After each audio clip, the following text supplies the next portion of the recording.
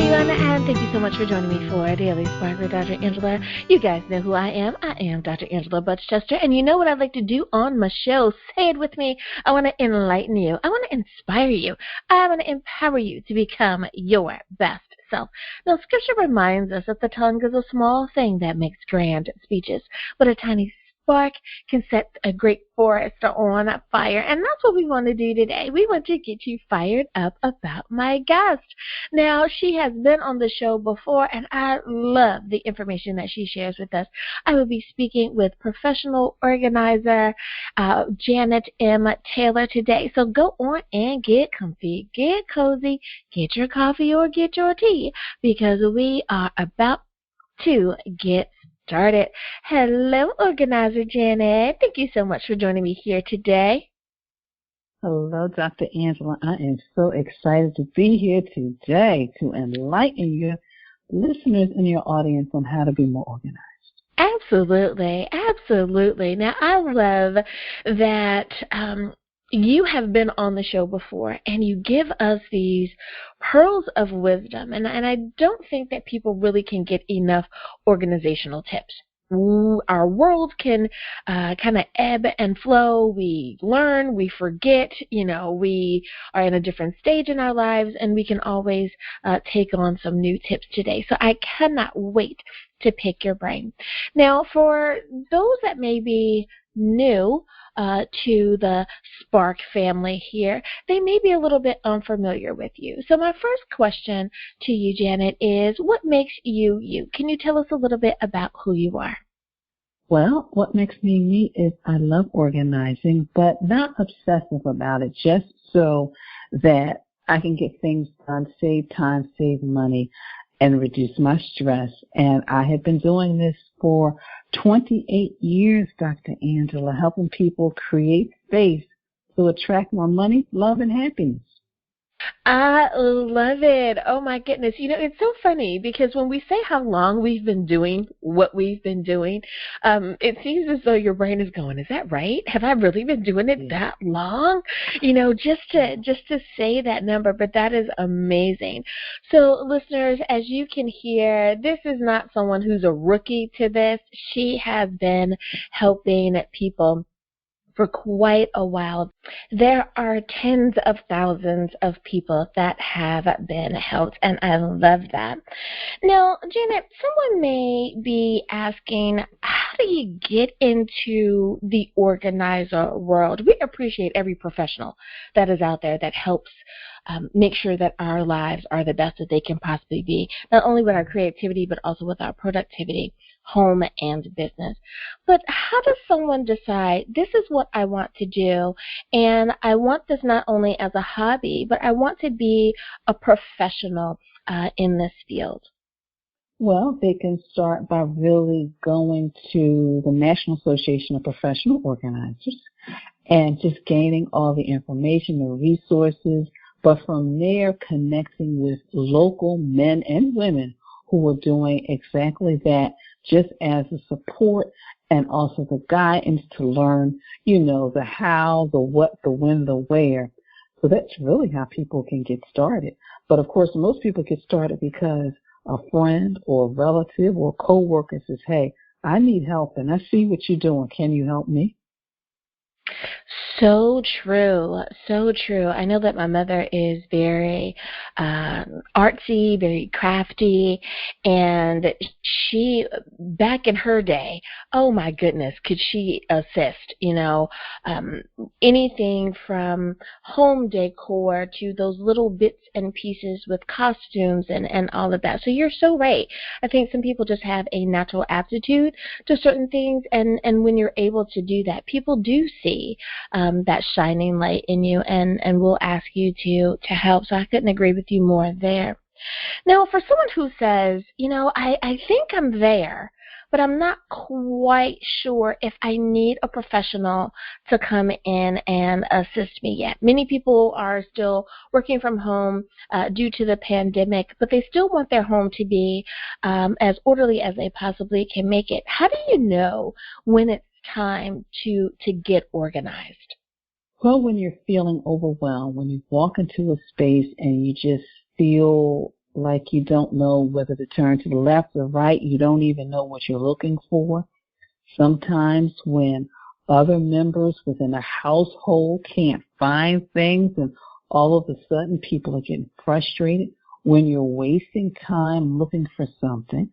And sometimes when you waste money because, one, you need something, maybe like just you're working from home and you need some ink cartridges. So you run out and get some more, and then maybe a few months later you realize you had 3 or 4. Or sometimes when you buy something and then months later you realize what you had, but unfortunately, by then sometimes it could be food, you got to throw it out. Sometimes it could be kids' clothes, and they've outgrown them. So those are some of the things that really make us realize, maybe I need to just kind of create a few systems in my home and in my life. Now, do you find that at the beginning of the year, so, right after Christmas, of course, there's New Year. The New Year has arrived, and everyone wants to make that resolution that they are going to be better organized. They are going to, whip their home into shape, or their personal space. They're going to make their lives better. Is it true that people actually do that much more at the beginning of the year as opposed to any other time of the year? I think a majority of people do it at the beginning of the year, but also seasonally as well. Because when we get to that spring season, people start thinking about cleaning out that garage, that attic, that basement, and getting all that stuff out. And sometimes even in the midst of where we are now, having those garage sales and yard sales. But also sometimes it could be near the end of the year, too, because you're thinking about all the wonderful things you're going to be doing over the holidays. You're thinking, we need to get rid of some stuff so we can make room for whatever's coming in during the holiday season, but also maybe just make the house more festive with less stuff. Oh boy, did you hit 2 of my times that I happen to clean with purpose, like with direction, putting it on my calendar. You're so right. When springtime comes, I do, even though I don't necessarily live in a climate where we have to hunker down, like you do perhaps in the Midwest or in the North where you're going to get feet of snow, but I still have that inkling when spring comes to do that spring cleaning, to refresh everything. You're so right there. And at the end of the year, you're right around that holiday season, Thanksgiving, Christmas, because people are going to be coming over, and you want to make sure that you do present your best version of your home, even though folks have seen it all year. For some reason, the holidays is just that little extra oomph that you want to do. But you are so right. You are so right. It's almost like that pregnant mom who starts nesting right before baby comes. You kind of feel like you need to do something more. Go ahead. Oh, what I was going to say is sometimes there's that end of the year rush to get organized too before the new year. Because, people, whatever, life and other things happen. But then it's like, December 31st is coming. We got to get all of this stuff that we don't want out the house so we can start the new year fresh. Absolutely. I could even see the mental choice in that I'm not taking this over into the new year, because I know that that's how I feel about certain things. I'm not doing this any longer, so let's just stop that. Take it off the calendar, move it, delete it, give it away. You're right. There are certain aspects of life that I think people, even if it's subconsciously, that we do that. But I am that holiday person in particular. I want it just so for holidays. I love it. Now, what is the best item if you are trying to get your bedroom in order? Is there any one thing or something that you suggest that people do if they're trying to get their bedrooms in order? Well, for the bedroom, I always suggest, and this is those, the nightstand, the night tables, the side tables, is to get them with shelves. Because a lot of people read books, or you've got your device, which you shouldn't bring it in your bedroom. But that shelf is wonderful for putting books, And also making sure you have when you use the drawers, you can still use drawer organizers in there as well. And then maybe trays on the top of your dresser to corral things. So those are just a few things as well. And sometimes people get a little creative. They may have a little basket where they can put books or put other items just to kind of clear the clutter from the dresser, the bed, the chair. But really, it's kind of I think, and a lot of times people need to think about putting maybe a small, nothing big, bookcase if you really do a lot of reading in bed. Oh, that's a good idea. Now I have to admit, when you said, well, your phone should not be in the bedroom, I went, uh-oh. That's unfortunately, I do bring mine into the room with me, but it's on the other side of the room, face down, so that I can't see the little alerts and all that good stuff. And I have learned to turn on the like the focus groups or the times of the day, whatever you call it, the iPhone thing that allows you to give yourself a break because it's time for bed. I have found that to be such a saving grace because I don't see the alerts anymore, and the phone can just charge and be ready for the day. So you're so right there. Now I know that another room that people spend a lot of time in, and that is their family room. Be it that we're talking open concept space or this is more of a den-like setting, is there something that we can do to help keep the space feeling friendly and warm? We want people to feel like they're family in our family rooms, but of course we don't want it to be cluttered with just stuff. Do you have any suggestions there? Well, one suggestion is definitely a caddy for the remote control, because we used to live in a world where we only had one remote control, but now we have several. So that would be a great suggestion. And also sometimes when you're looking at the coffee table, think of something that can be a dual purpose. So it could still be a coffee table, but it could also be storage for toys. Or you could put blankets and pillows in there, just in case you want, to relax and get cozy. And again, with the side tables, get shelves, do things like that. Look at, if you do a lot of reading in that area, get some bookshelves for your books, but also use baskets for storage. And maybe, if you've got young kids, put those baskets lower so that they can pull them out, play with their toys, and then when they're done, just say, hey, let's see who can dump the toys in the basket the fastest, and make it a contest, and then you can put it away. Oh, I like that. I like that, especially for when my little nieces and nephews come over. That is a great idea. I like the baskets. I have an ottoman that has some of their little items in it where you can store things. But I like the baskets because that can also help tie in with your decor. If you're trying to do something fresh or new, or if it's seasonal, you can have that basket and still have those items tucked away. I like it.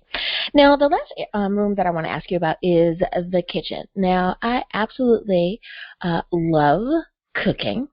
Not so much where my whole life is in the kitchen, not quite that much, but I do love feeding my friends and family and trying to give them as many homemade goodies as I possibly can. With that being said, I am a gadget purchaser. Sometimes that's good, sometimes that's bad, because your kitchen can be overflowing just with stuff. With that being said, what do we really need to have in a kitchen to make sure that we're organized, but it still stays functional? Well, of course, look at how you're cooking. I mean, because some people, they are the cooks and they're the chefs and they've got all the gadgets.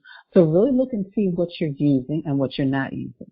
And maybe do a little purging, but also use drawer organizers. There's cabinet organizers. Some people, they get decorative and creative, and they use the vertical space to maybe hang pots and pans, and it looks beautiful and is decorative. Also, with the countertops, sometimes you don't want to necessarily put as much items on the countertops, but then again, you want to make things accessible. I have a beautiful, it almost looks like a cookie jar, and I have all my utensils there. And that way, when I'm in the kitchen and cooking, I can just pull them like that. I don't necessarily have to go into the drawer.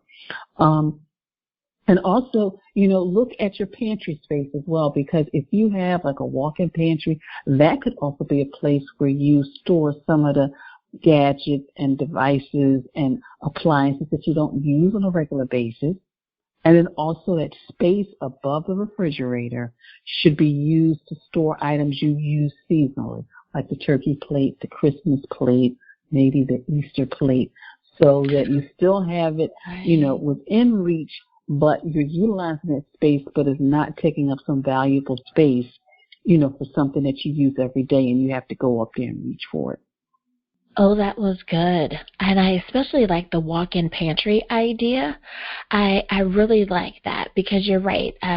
Because sometimes we have that space on the floor or that bottom shelf that you may not really know what to do with that other than, you put your chips or your big boxes of cereal or something like that.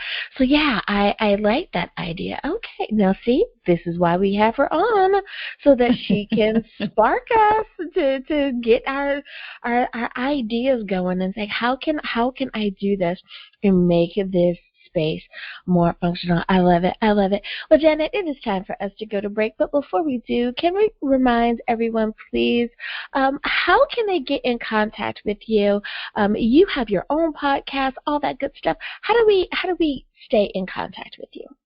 The best way is to just go to my website at www.janetmtaylor.com.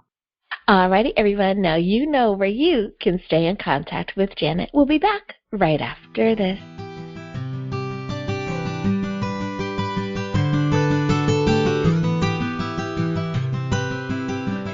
And we are back. Thank you so much for joining me for Daily Spark with Dr. Angela. I'm your host, Dr. Angela Birchchester.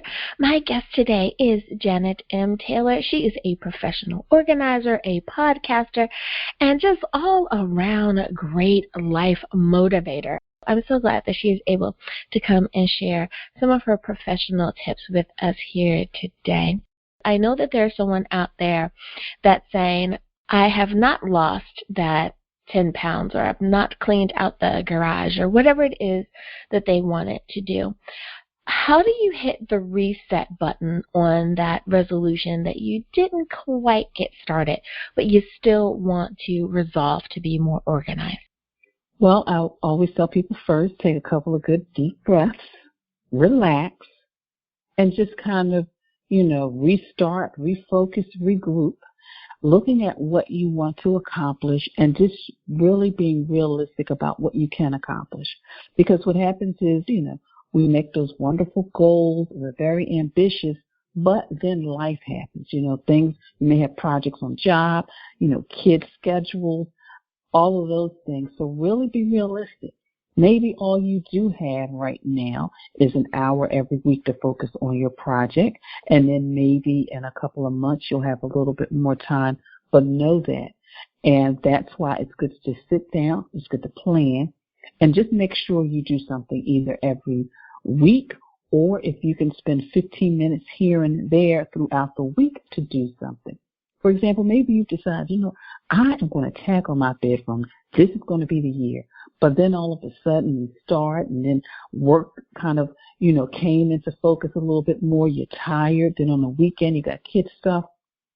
So what you can do is do something, one little thing. Maybe, decide that this week I'm just going to clear the top of my dresser. Next week I'm going to do underneath my bed. And then just kind of focus like that so you can stay on track of what you're doing, but you can do it in manageable little nuggets. Oh, I like that idea. That goes right along with when I talk about, pivoting for purpose, when you're trying to reorganize your life, if you will. Do those bite-sized pieces of things first, and that you'll be able to see the progress that you've made without overwhelming yourself. I like that. Do the top of your dresser, do a bookshelf, do under your bed. I love that. I love that. I could not agree with you more. I know that's how I changed my bedroom years ago. I just did those small things. It wasn't all at one time, but it was piece by piece, and I loved the end result. I couldn't agree with you more there. Now, I am someone who is having a big birthday this year.